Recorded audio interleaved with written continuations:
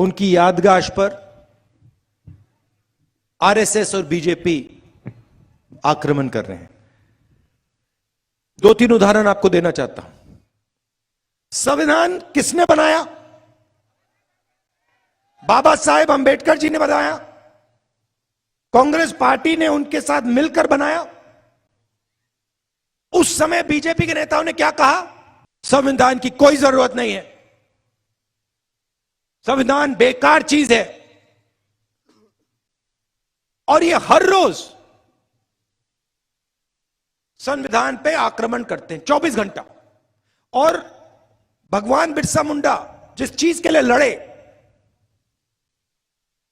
उसी चीज पर वो आक्रमण कर रहे हैं। भगवान बिरसा मुंडा जी ने कहा ये हमारी जमीन है, हम ओरिजिनल मालिक हैं, इसलिए 24 साल की आयु पे वो शहीद हुए।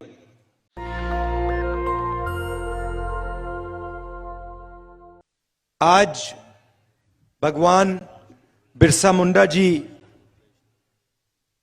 की जयंती है और आपने मुझे भाषण देने का मौका दिया। ऐसे दिन पे आपने मुझे बोलने का मौका दिया, इसके लिए मैं आप सबका बहुत आभारी हूं और दिल से धन्यवाद करना चाहता हूं। ये कोई मामूली दिन नहीं है। बिरसा मुंडा जी अंग्रेजों से लड़े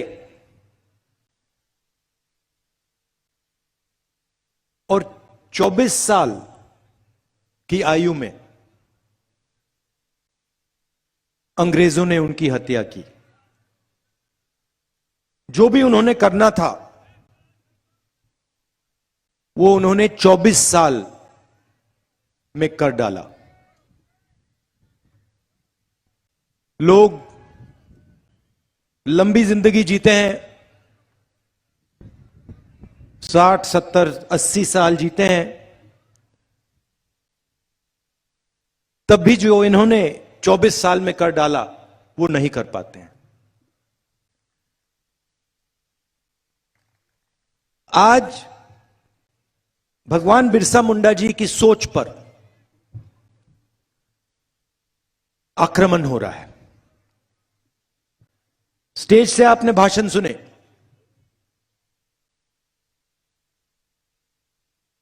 एक तरफ से नहीं हो रहा है, चारों तरफ से उनकी सोच पर, उनकी यादगार पर आरएसएस और बीजेपी आक्रमण कर रहे हैं। दो तीन उदाहरण आपको देना चाहता हूं।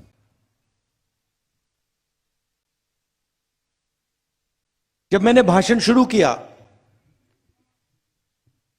मैंने आपको आदिवासी भाई बहन कहा। कहा नहीं कहा? कहा ना। आदिवासी का मतलब क्या है? आप में से कोई बता सकता है? बताओ। नहीं, आदिवासी का मतलब क्या होता है? जो सबसे पहले था। सही बात है, जो हिंदुस्तान में सबसे पहले था। इसका मतलब है कि हिंदुस्तान का जो ओरिजिनल ओनर है, बात समझ आई? ओरिजिनल मालिक जो है वो आदिवासी है। इस शब्द का यह मतलब है। इसका मतलब अगर यह जमीन आपकी थी, मैं सिर्फ महाराष्ट्र की बात नहीं कर रहा हूं, जिसको हम भारत माता कहते हैं, यह पूरा का पूरा देश, इस देश में सबसे पहले आप आए थे। मतलब सबसे पहले आपका हक बनता है। अब देखिए ये क्या चालाकी कर रहे हैं। ये कहते हैं आप आदिवासी नहीं हो, आप सबसे पहले नहीं थे, नाम बदला है, मगर यह मामूली चीज नहीं है, यह बहुत गहरी चीज की है इन्होंने। और भगवान बिरसा मुंडा जिस चीज के लिए लड़े, उसी चीज पर वो आक्रमण कर रहे हैं। भगवान बिरसा मुंडा जी ने कहा ये हमारी जमीन है, हम ओरिजिनल मालिक हैं, इसलिए 24 साल की आयु पे वो शहीद हुए। अब बीजेपी के लोग कहते हैं नहीं भैया, आप आदिवासी नहीं हो, आप वनवासी हो।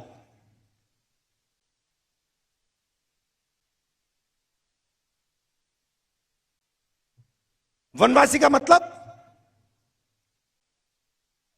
नहीं, आप गांव में नहीं रह सकते, आप शहरों में नहीं रह सकते, आप कॉलेज यूनिवर्सिटी में नहीं जा सकते, आप हवाई जहाज में नहीं उड़ सकते, आपको तो बस जंगल में रहना है। अभी ठहरिए, ताली मत बजाइए। अब देखिए, अगर आप हिंदुस्तान 1000 साल पहले आते, 3000 साल पहले आते, तो पूरा हिंदुस्तान जंगल था। 50 साल पहले आप हिंदुस्तान को देखते, काफी जंगल थे, और आज आप हिंदुस्तान को देखते हो, जंगल कम होता जा रहा है। सही बात, गलत बात? सही है। और आज से 20, 30, 40 साल बाद जंगल आपको दिखेगा ही नहीं, गायब हो जाएगा। तो ये आपसे ये कह रहे हैं कि आपको कोई हक नहीं मिलना चाहिए। जब जंगल गायब हो जाएगा तो वनवासी का कोई हक नहीं बचेगा। यह है इनका मतलब। ये आपसे कह रहे हैं कि यह जमीन आपकी नहीं है, और आपकी कभी नहीं रही, और कभी नहीं होगी। आप तो जंगल के हो। हम कह रहे हैं कि आप ओरिजिनल मालिक हो, यह पूरा देश आपका था, और आपसे यह देश लिया गया। तो अगर आपसे यह देश लिया गया तो आपको कुछ देना भी है।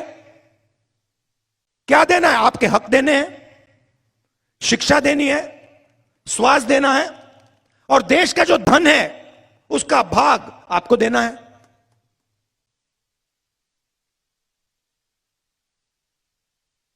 सही बोला ना?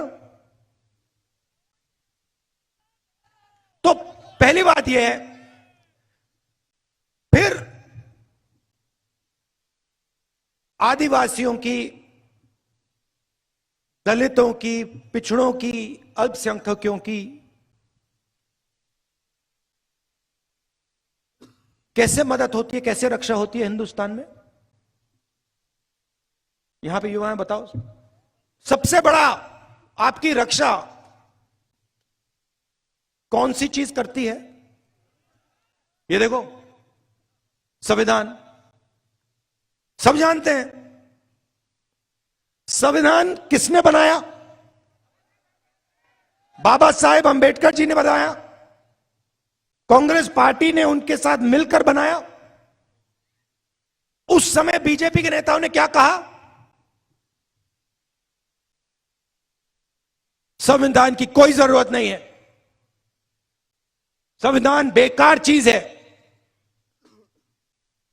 और ये हर रोज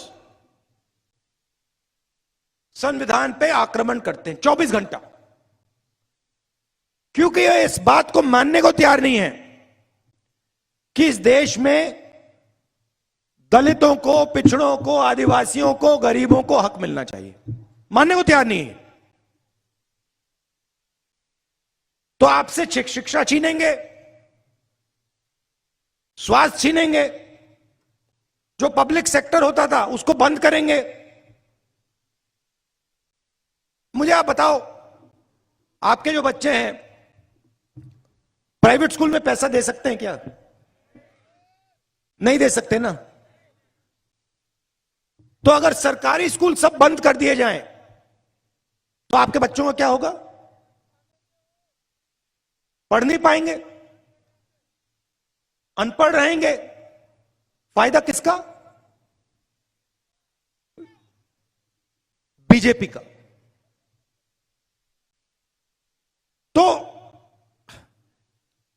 तो वो शिक्षा के सिस्टम पे आक्रमण करते हैं।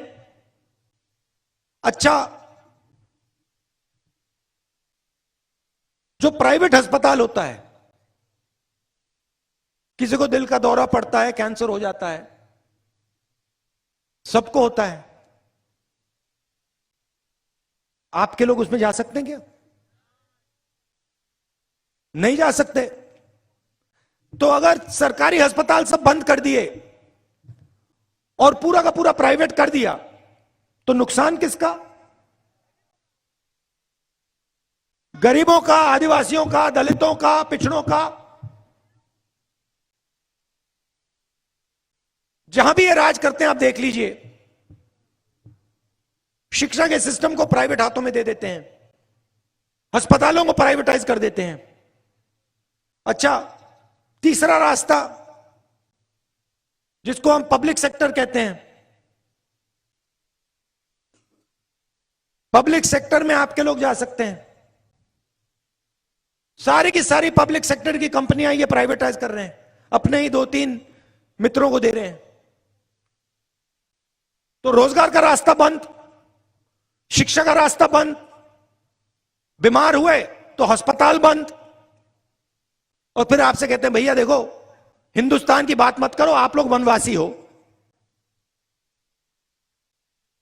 बात करनी है तो जंगल की करो। जंगल में हक किसने दिया? कांग्रेस पार्टी ने दिया। फॉरेस्ट राइट एक्ट और पैसा कौन लाए? कांग्रेस पार्टी लाई। और बीजेपी क्या कर रही है? आपको कहती है आप वनवासी हो, और फिर जो आपका हक बनता है वो भी छीन लेती है।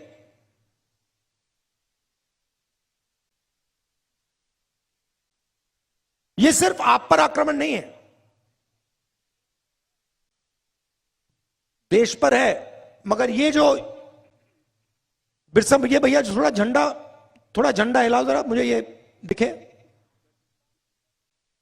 ये जो बिरसा मुंडा जी हैं, इन पर ये आक्रमण कर रहे हैं, इनका अपमान हो रहा है।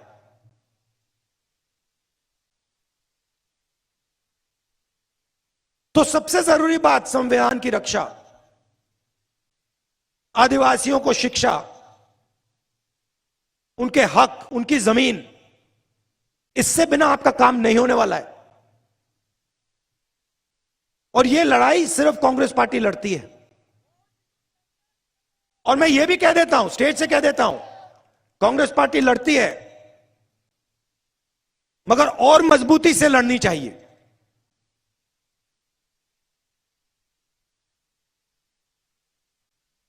यह मैं आपसे कहना चाह रहा था। आखिरी बात देखिए, बिरसा मुंडा जी, भगवान बिरसा मुंडा जी 24 साल की आयु पे शहीद हो गए। अंग्रेजों ने उन्हें जमीन देने की कोशिश की, धन देने की कोशिश की, उनको खरीदने की कोशिश की। भगवान बिरसा मुंडा जी ने कहा नहीं, मुझे तुम्हारा धन नहीं चाहिए, मुझे जमीन नहीं चाहिए, मुझे खरीदा नहीं जा सकता, मुझे अपने लोगों को हक दिलवाना है। मतलब अंग्रेज उस टाइम के सुपर पावर थे, दुनिया में सबसे बड़ी शक्ति थी, और 24 साल के बिरसा मुंडा जी ने उनका मुकाबला किया और 1 इंच पीछे नहीं हटे, और उनकी हत्या कर दी, उनको शहीद कर दिया गया। ये आपके चिन्ह हैं, ये आपको रास्ता दिखाते हैं। अब देखिए बीजेपी के चिन्ह को देखिए, आरएसएस के चिन्ह को देखिए। सावरकर जी 2-3 साल उनको अंडमान में बंद कर दिया, उन्होंने चिट्ठी लिखनी शुरू कर दी, हमें माफ कर दो, जो भी हमसे चाहते हो ले लो, बस मुझे जेल से निकाल दो। सावरकर जी में और भगवान बिरसा मुंडा जी में फर्क देखिए। 24 साल में ये शहीद हो गए। आदिवासियों के लिए, सिर्फ आदिवासियों के लिए, हिंदुस्तान के लिए अंग्रेजों के खिलाफ खड़े हो गए। और दूसरी तरफ सावरकर जी, जिनके वीर कहते हैं,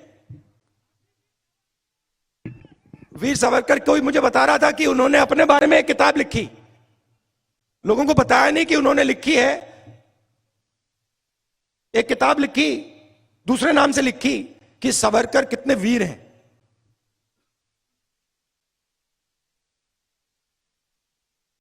और अंग्रेजों से पेंशन लेते थे,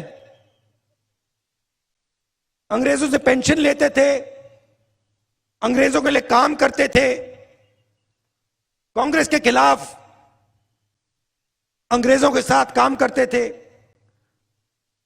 और 2-3 साल, 5 साल में जेल के बाद सच्चे सावरकर जी पूरे देश को दिखे। चिट्ठियां लिखी और अंग्रेजों ने कहा, आ जाओ, हिंदुस्तान के खिलाफ हमारे साथ काम करो। सावरकर जी ने हाथ जोड़े, कहा, हां जी, मैं हाजिर हूं, जो भी आप मुझसे चाहते हो मैं करूंगा। यह है आपके भगवान में, आपके नेता और उनके नेता में फर्क। और मैं हर आदिवासी युवा से कहना चाहता हूं, यह देखिए, ये आपको रास्ता दिखाते हैं, इनका रास्ता आपको कभी नहीं छोड़ना है। और दूसरी बात, आप वनवासी नहीं हो, आप आदिवासी हो और आप ओरिजिनल मालिक हो इस देश के। बहुत बहुत धन्यवाद। जय हिंद। नेशनल दस्तक की आपसे गुजारिश है कि अगर इसको बचाना चाहते हैं तो नेशनल दस्तक को सब्सक्राइब करने के लिए रेड कलर के सब्सक्राइब बटन को दबाएं, फिर बेल आइकन की घंटी दबाएं। नेशनल दस्तक को बचाने के लिए बहुत जरूरी है कि हर खबर को शेयर करें, लाइक करें, कमेंट जरूर करें।